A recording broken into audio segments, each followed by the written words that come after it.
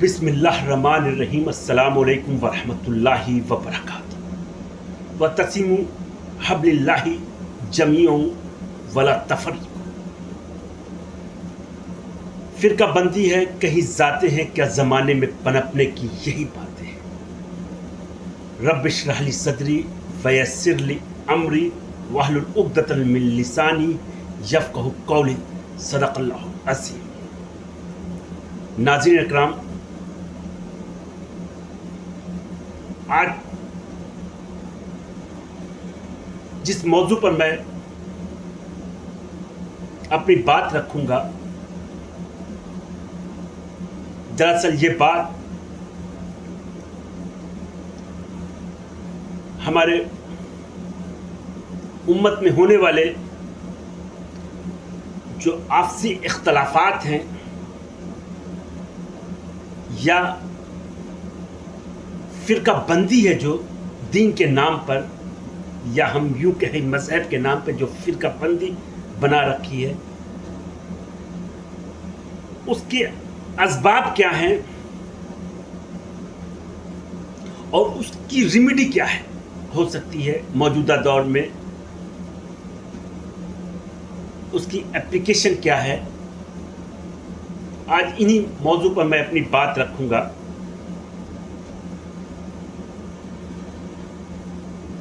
नाज़रीन इकराम, यकीन कीजिए हम सब अपने अपने फ़िरका परस्ती के हिसार में बंधे हुए नजर आते हैं। यानी हर फ़िरका अपनी ख्वाहिशों की पैरवी कर रहा है,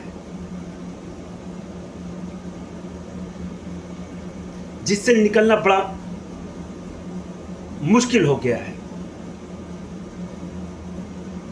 हर फ़िरका खुद को कहता है कि मैं ही सही हूं, बाकी सब फ़िरका गलत है। फ़िरका परस्ती दरअसल तंग ज़हर और तंग नज़री को जन्म देता है, जिसकी वजह से हम सब एक दूसरे के फिक्र और सोच को बर्दाश्त नहीं कर पाते। यही वजह है कि हम लोगों में आपस में इख्तलाफ होने के साथ साथ नफरतों के सैलाब भी देखने को उमड़ जाता है। फिर वो दीन नहीं रह जाता, बल्कि वो मजहब की शक्ल अख्तियार कर जाता है, जिसे हम फ़िरका बंदी कहते हैं। वैसे तो फ़िरका बंदी के कई असबाब हैं, उनमें दो असबाब ऐसे हैं अगर ये किसी भी कौम में ये दाखिल हो जाए तो फिर वो वहाँ से शर ही निकलेगा, खैर की उम्मीद नहीं रहेगी। उनमें सबसे पहला नुक्ता जो है वो अना का पहलू है। अना क्या? जो कुछ है, जो मेरे पास जो भी इल्म है, मैं उसकी आँख बंद कर तकलीद करूँगा, उसे ही मुकद्दम जानूँगा।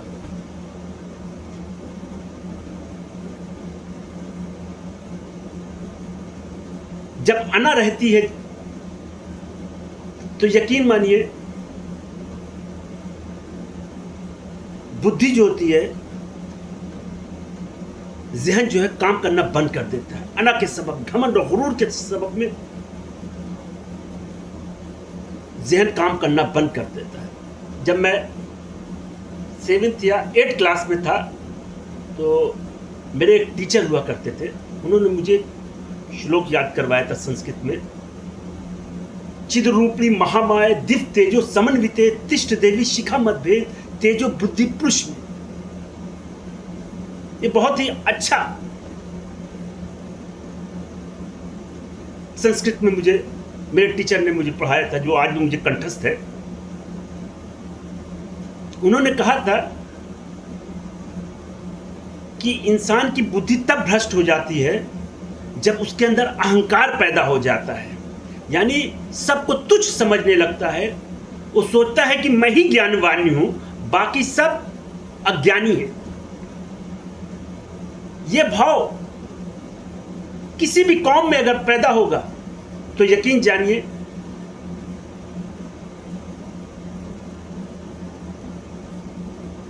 وہ ہدایت نہیں بلکہ گمراہی کا راستہ اختیار کرے گا۔ جب فرقہ بندی بنتی ہے انہی تنگ نظر کی وجہ سے، تو سوچنے سمجھنے کی جو فکر ہوتی ہے، جو سوچنے سمجھنے کی جو سمجھ ہوتی ہے، وہ سلب ہو جاتی ہے۔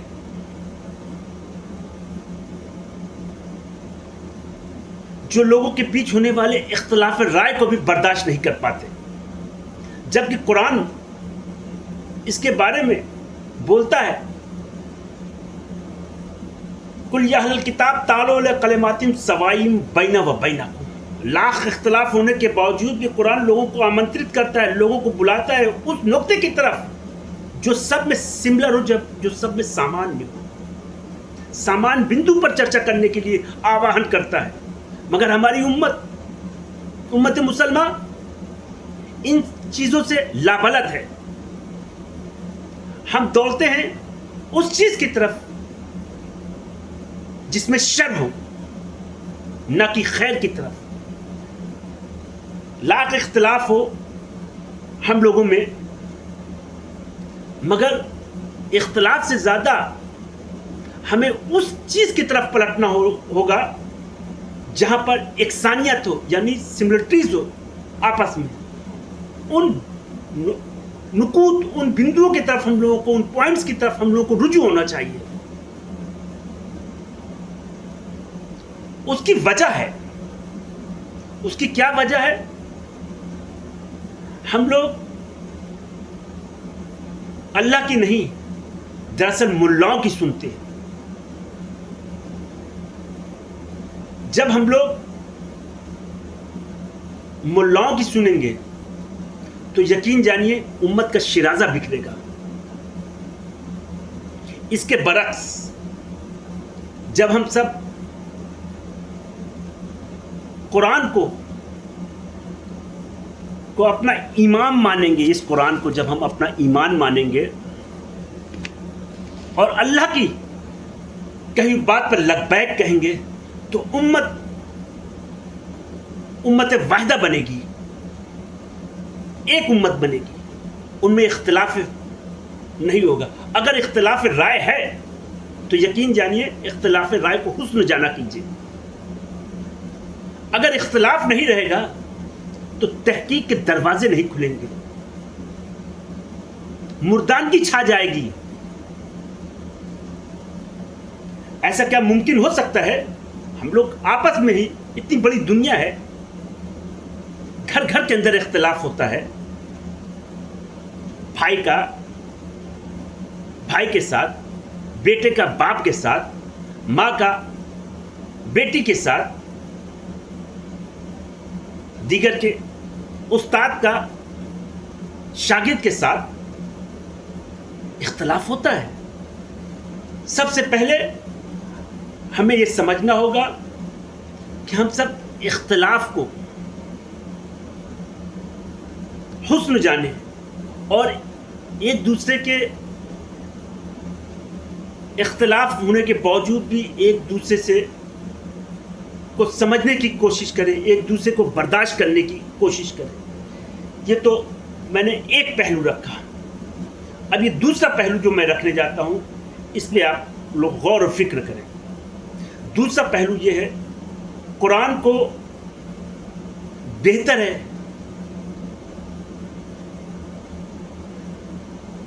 اس لینگویج میں پڑھیں جس کے آپ ماہر ہو۔ مثلاً آپ قرآن عربی میں پڑھتے ہیں، بے شک آپ عربی میں پڑھیں، مگر اگر آپ ڈائریکٹ عربی میں پڑھتے ہیں، اگر آپ کو عربی کا علم ہے آپ اس کے ترجمے کو سمجھتے ہیں, اس کے معنی و مطلب کو سمجھتے ہیں, تو وہ ٹھیک ہے, اچھی بات ہے. اگر جن لوگوں کو عربی نہیں آتی تو بہتر ہے کہ وہ اس لینگویج میں قرآن کو پڑھیں جس میں اس کو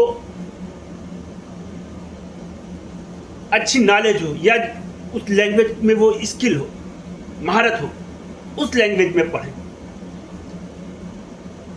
اور قرآن کو مطلب کے ساتھ پڑھیں تو یقین جانیے اس کے بڑے فوائد ہیں. قرآن جو بات کرتا ہے, قرآن میں 2 طرح کی آیاتیں ہیں. ایک آیت مشابہات ہیں, ایک آیت محکم ہے. اصل جو کتاب ہے قرآن کی وہ آیت محکم ہے, جس کے اندر شریعت کے بات ہے, کیا چیز حرام ہے, کیا چیز حلال ہے, ہماری عملی اور اعتقادی زندگی سے منسلک ہے یہ آیت. اور جس میں انبیوں کے قصے ہیں. برکہف کہ وہ قرآن کی وہ آیتیں جو ہمیں براہ راست آسانی سے سمجھ میں آتی ہیں, ان پہ ہماری توجہ ہونی چاہیے. حرام کیا ہے, حلال کیا ہے, شرک کیا ہے, ہماری عملی اور اعتقادی زندگی ہمیں کیسے رہنا ہے, وے آف لائف کو کیسے ہونا چاہیے, ہمارے معاملات کیسے ہونے چاہیے, وراثت کیسے تقسیم کی جائے. جو موٹی موٹی کیا کرنا ہے, کیا نہیں کرنا, شراب پینا ہے, سود کھانا ہے یا نہیں کھانا, یہ سب موٹی موٹی چیزیں ہیں. ان چیزوں پر ہمارا فوکس ہونا چاہیے. نماز پڑھنا ہے, ہاتھ کھول کے پڑھیں, چاہے ہاتھ باندھ کے پڑھیں. اللہ کے ہاں جو نتیجے جو نکالے جائیں گے وہ صرف اعمال پہ ہی نہیں نکالے جائیں گے. اللہ کے ہاں جو نتیجے نکالے جائیں گے آخرت کے دن, وہ آپ کے نیت سے نتیجے نکالے گا. نیت اگر آپ کی اچھی ہے تو اللہ رب العالمین آپ کا, بھلے وہ کام غلط بھی ہو گیا ہو, اس میں بھی اللہ رب العالمین آپ کی نیت پہ نیکی دے گا. یہ چیز سمجھنے کی بات ہے. آپ کے اعمال لاکھ اچھے ہیں, آپ نے حج کیا, زکوٰۃ دیا, لوگوں کو غریبوں کی مدد کی, مگر نیت میں فطور تھا. آپ کو چاہیے میری دنیا کے اندر شہرت ہو, میرے نام کا سکہ لوگوں کے بیٹھے, میری عزت اور تعظیم کی جائے ہمارے معاشرے میں.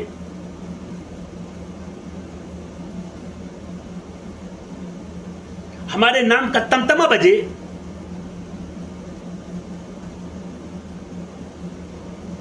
تو یقین جانیے لاکھ آپ نے پوری دنیا کے اندر غریبوں کی ہی مدد نہیں بلکہ سونے کا پہاڑ بھی لوگوں کو دے دیا, زکوٰۃ میں یا دان میں, دکشنہ میں مدد بھی کر دی, مگر یہ نیت ہے آپ کی, تو یقین جانیے یہ نیت آپ کی, یہ نیکی آپ کو تباہی کی طرف لے جائے گی. تو لہٰذا سب سے پہلے آپ اپنا قبلہ درست کریں. ہم سب کو اپنا قبلہ درست کرنا چاہیے, اور قبلے میں سب سے پہلے ہمیں قرآن کو ترجمے کے ساتھ پڑھنا چاہیے. لاکھ اختلاف ہونے کے باوجود بھی ہم لوگ یکسانیت کی طرف بڑھیں.